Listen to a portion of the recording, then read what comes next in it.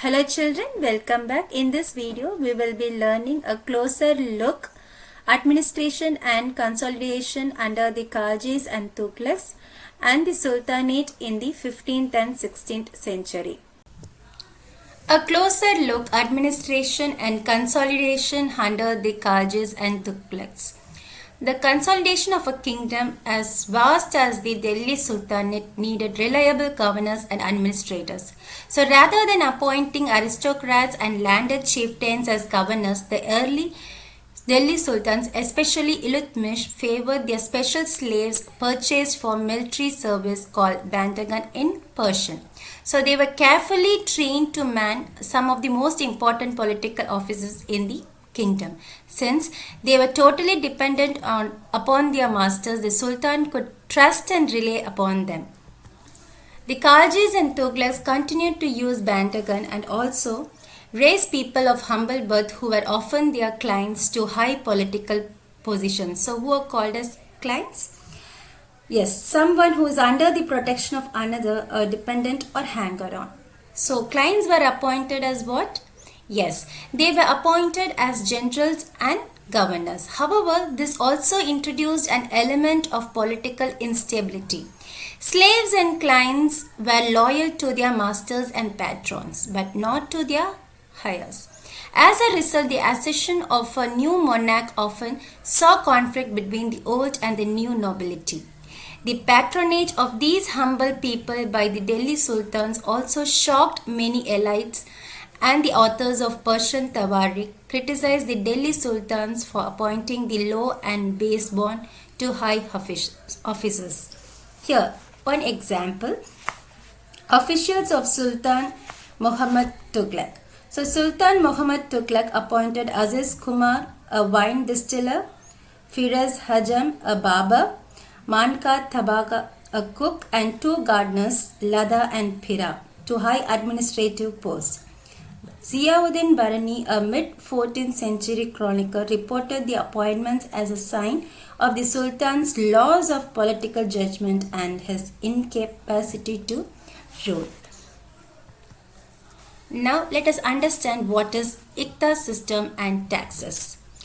Like the earlier sultans, the Qaji and Tughlaq monarchs appointed military commanders as governors of territories of varying size. So these lands were called Iqta and their holders were called as Iqtadar or Mukti.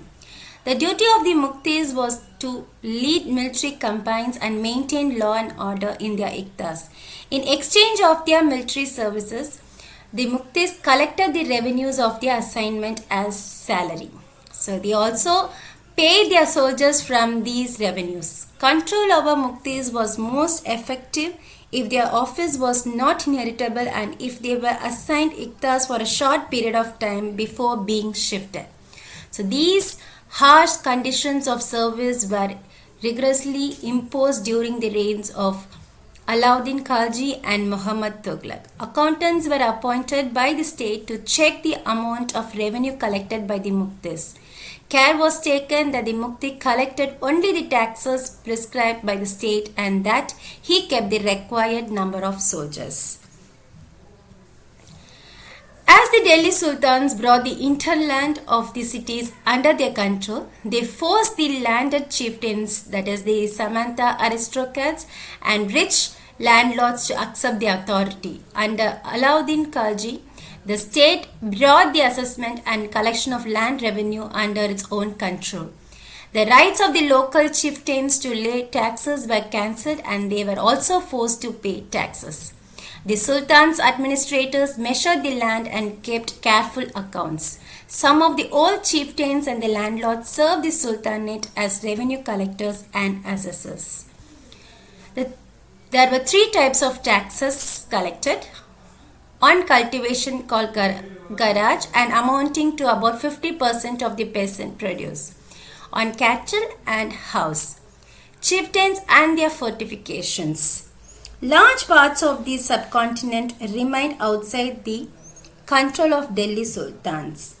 It was difficult to control distinct provinces like Bengal from Delhi and soon after annexing the southern India. The entire region became independent. Even in the Gangetic Plain, there were forested areas that Sultanate forces could not penetrate. Local chieftains established their rules in these regions. Sometimes rulers like Alauddin Khalji and Muhammad Tughlaq could force their control in these areas but only for a short duration. Here, example for chieftains and their fortifications. Ibn Battuta, a 14th century traveler from Morocco, Africa, explained that chieftains sometimes fortified themselves in mountains, in rocky, uneven and rugged places, as well as in bamboo groves. In India, the bamboo is not hollow, it is big. Its several parts are so intertwined that even fire cannot affect them, and they are on the whole very strong. The chieftains live in these forests which serve them as ramparts, inside which are their cattle and their crops. There is also water for them within, that is rainwater, which collects there. Hence, they cannot be subdued except by powerful armies, who entering these forests cut down the bamboos with specially prepared instruments.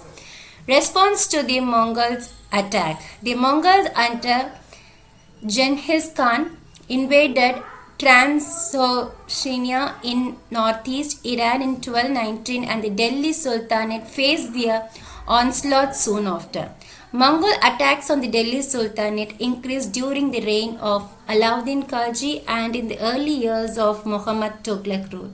So this forced the two rulers to mobilize a large standing army in Delhi, which posed a huge administrative challenge. Now let us see how the two sultans dealt with this.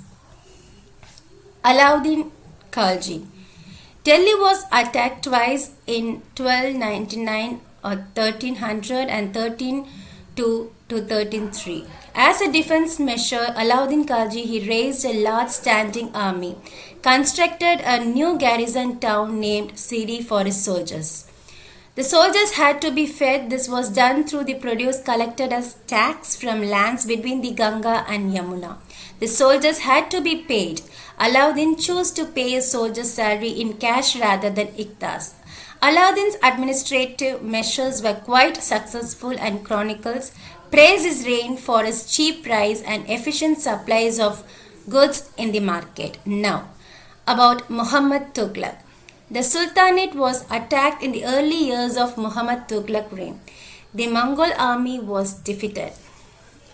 Rather than constructing a new garrison towns, the oldest of the four cities of Delhi was emptied of its residents and soldiers garrisoned there.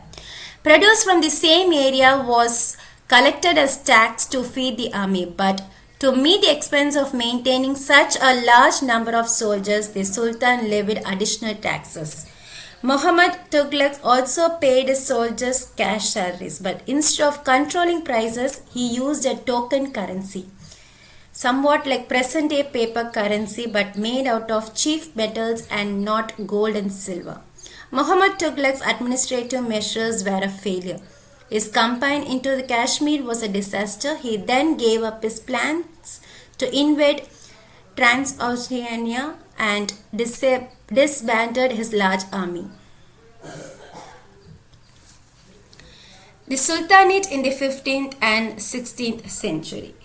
When you look at the table 1 again, you will notice that after the Tughlaqs, the Sayyid and Lodi dynasties ruled from Delhi and Agra until 1526. By then, Jaunpur, Bengal, Malwa, Gujarat, Rajasthan and the entire South India has independent rulers who established flourishing states and prosperous capitals. So this was also the period which saw the emergence of new ruling groups like the Afghans and the Rajputs.